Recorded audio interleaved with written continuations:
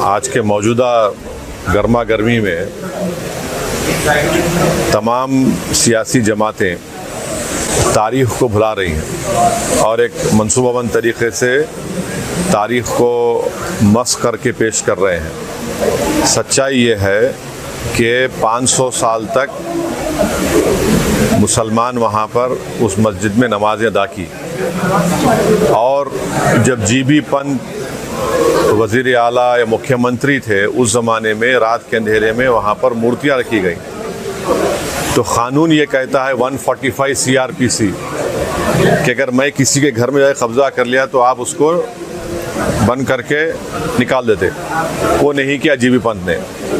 फिर वहाँ एक उस ज़माने में एक डिस्ट्रिक्ट मजिस्ट्रेट होते थे, उनका नाम था नायर साहब ने मस्जिद को बंद कर दिया, मुसलमानों को आने से रोक दिया और फिर वही नायर साहब 1950s में जनसंघ के MP बने लोकसभा में। फिर ये सिलसिला चलता गया, मुसलमान तो महरूम हो गए इबादत से। 1986 में उस ज़माने में बग़ैर मुसलमानों को सुने एक 26 पेज का ऑर्डर कोर्ट ने दे दिया। उस ज़माने में कंप्यूटर नहीं था, 5-6 मिनट की सुनवाई में 26 पेज का ऑर्डर दे दिए। तो यानी पहले से टाइप शुदा ऑर्डर था। और जज साहब अपनी किताब में लिख रहे कि मैं ये फ़ैसला इसलिए दिया क्योंकि मेरे को ऊपर से इशारा हुआ। और इशारा क्या हुआ? जज साहब अपनी किताब में लिख रहे कि मेरे घर की दीवार पर और कोर्ट की दीवार पर मैंने 2 दिन तक एक काले बंदर को बैठते हुए देखा। तो बूटा सिंह में शिलान्यास कर दिए। फिर 6 दिसंबर को जो डिमोलिशन हुआ उसमें बीजेपी के पूरे लीडर, संघ परिवार के पूरे लीडर सुप्रीम कोर्ट को जाकर ये वादा किए कि हम बाबरी मस्जिद को हाथ नहीं लगाएंगे। वो डिमोलिशन हो गया। अब तक सुप्रीम कोर्ट वो कंटेम्प्ट पिटिशन हियर नहीं किया। फिर सुप्रीम कोर्ट में टाइटल सूट का जजमेंट आया और टाइटल सूट के जजमेंट में सुप्रीम कोर्ट ने कहा कि फेथ की बुनियाद पर हम वहाँ पर मंदिर के जो डिमांड कर उनको देंगे। तो हम मुसलमानों का झगड़ा जो ये था, ये टाइटल का झगड़ा था। हम वहाँ नहीं गए थे कि हमारे को यहाँ नहीं तो 5 एकड़ वहाँ दे दो। 5 एकड़ के लिए नहीं गए थे हम। तो ये फेथ की बुनियाद पर जब फैसला आया तो मैंने उस वक्त भी कहा, आज भी कह रहा हूँ कि वो जजमेंट के बाद ही बीजेपी और संघ परिवार के हौसले बहुत बुलंद हो गए। और मैंने जिस खदशे का इज़हार किया था वो आज बदबख्ती से सच साबित हो रहा है। आज आप देख रहे हैं कि कई पुराने इश्यूज खुल रहे हैं। तो जैसा कि सुन लीजिए, सुप्रीम कोर्ट का एक साबिका रिटायर्ड चीफ जस्टिस ने अंग्रेज़ी में कहा था कि supreme court is supreme but not infallible. तो आज हम वही देख रहे हैं। और अफसोस ये है कि कोई 6 दिसंबर की बात नहीं करता, कोई जीबी पंत की बात नहीं करता, कोई डिसेस की बात नहीं करता। और जब आप इन तमाम सियासी जमातों से पूछेंगे क्यों नहीं बात करते, तो बोलते अरे भूल जाओ ना भाई तुम लोग। मैं इन लोगों से पूछ रहा हूँ, तुम्हारी बाप की मौत को भूल सकते क्या? तुम तुम्हारी माँ की मौत को भूल सकते क्या? आप एक सिस्टमेटिक तरीक़े से इस मस्जिद को छीन लिए और कई इश्यूज पैदा हो गए। अब एक सिटिंग चीफ मिनिस्टर महाराष्ट्र का बोल रहा है कि हाजी मलंग दरगाह को मैं तब्दील कर दूंगा। सुनेरी मस्जिद दिल्ली का क्या किस्सा है बताइए आप। तो ये सब चीज़ें, ऊपर से मोदी ये चाहते हैं कि इससे मेजॉरिटी कम्युनिटी का वोट कंसोलिडेट हो जाए उनके लिए। और दूसरा उनका मकसद ये है कि भारत के मुसलमानों को उनकी हैसियत और उनका मुकाम दिखाना। वो तो बीजेपी तय कर चुकी है कि मार्जिनलाइज करना, पॉलिटिक्स से मुसलमानों को मार्जिनलाइज कर चुके हैं। ऊपर से जो दूसरे पार्टीज़ हैं जो अपने आप को सेकुलर बोलते हैं, उन्होंने ये बोल रहे हैं कि हम हर ट्यूसडे को सूरज खंड पाठ और हनुमान चालीसा गवर्नमेंट स्कूल में पढ़ाएंगे। क्यों पढ़ाएंगे? गवर्नमेंट स्कूल तो गवर्नमेंट का है। गवर्नमेंट में पढ़ने वाले बच्चे हर मज़हब के मानने वाले थे, कोई मानता भी नहीं खुदा को। फिर ये सब जो चीज़ें हो रही है, ये क्या हो रहा है? इससे ये कोई सॉफ्ट हिंदुत्व नहीं है, ये एक्चुअल हिंदुत्व है। और फिर आज आप देख रहे कि सेंट्रल गवर्नमेंट ये बोल दिया कि 22 तारीख को आधे दिन की छुट्टी दे रहे। फिर क्यों बीजेपी रूल स्टेट्स मिलादुन्नबी के छुट्टी ख़त्म की है? एक दस्तूरी ओहदे पर एक शख्स फायज़ है, उन्होंने फ्राइडे के दिन लंच ब्रेक कम कर दिए। आज NCLT बोल रहा है कि 22 तारीख के दिन आधे दिन छुट्टी दे रहे। तो ये क्या हो रहा है? ये आप इस मुल्क का कोई मजहब नहीं है, ये मुल्क का कोई मजहब नहीं है। ये मुल्क हर मजहब को मानता नहीं, खुदा को नहीं मानता। आप ये बीजेपी क्या कर रही है फिर?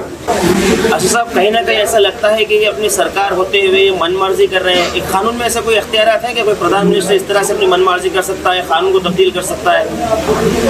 नहीं, अब चल रही है ना, अब चल रही है। नहीं, एज पर दी लॉ की अगर हम बात करें, कानून में देखिए सच्चाई ये है कि जब पार्लियामेंट का इफ्तिताह हुआ था तो प्राइम मिनिस्टर को नहीं करना चाहिए था, स्पीकर को करना चाहिए था, क्योंकि स्पीकर कस्टोडियन होता है।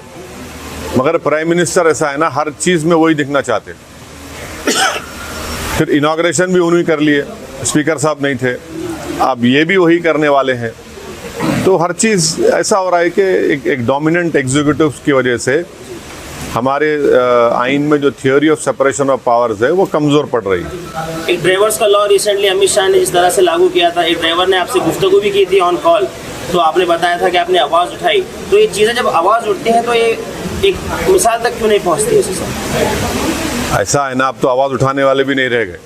तो चलिए, अब कम से कम आवाज़ तो उठ रही है, तनकीद तो हो रही है। और वो जो क़ानून पास किया गया था, फौजदारी के 3 नए क़ानून बनाए गए, उसमें जो एक्सीडेंट में जो लोग की मौत हो जाती उनको जुर्माना और सज़ा बढ़ा देना, मैंने पार्लियामेंट में कहा था कि ये क्रिमिनल जूरिस्प्रूडेंस के ख़िलाफ़ है ये, मगर इन्होंने कर दिया।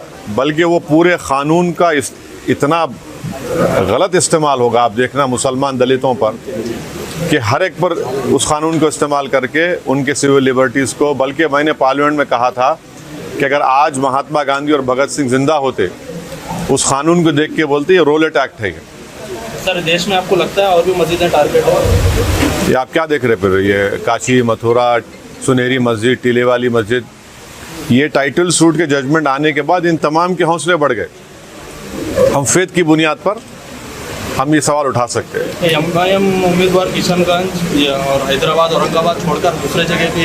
हाँ, अभी देखेंगे, टाइम है ना, अभी टाइम के बाद कुछ ही दिनों में एमपी इलेक्शन है, तैयारी गुलबर्गा कर्नाटक के लिए। अभी तो अस्पताल के इफ्तिताह करने के लिए मैं आया हूँ, तो अच्छा है, यहाँ पे जितने बीमार लोग हैं उनका इलाज होगा।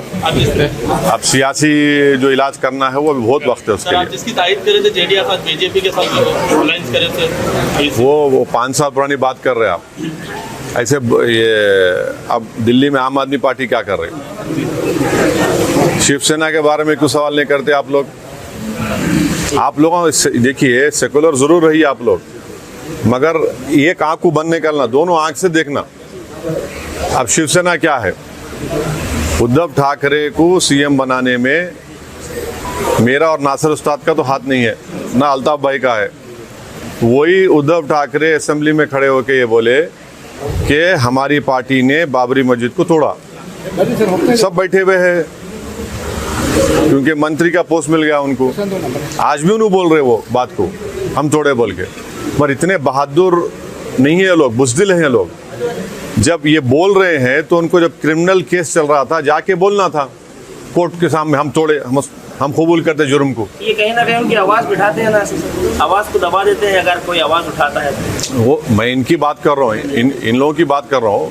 तो ये चल रहा है। ये आईएनडीए भाजपा और बीजेपी को टक्कर दे सकेंगे? आईएनडीए को? हाँ, आईएनडीए भाजपा और इसको बीजेपी को टक्कर दे सकेंगे? देखिए, ये भारत की आवाम को आप अंडर एस्टिमेट मत करिए।